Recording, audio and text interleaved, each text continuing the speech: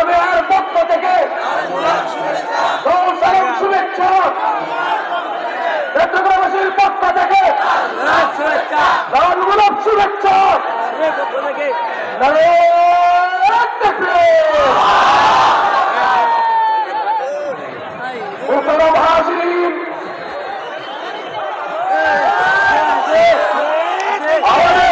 উপস্থিত হয়েছেন এদেশের লক্ষ কোটি মানুষের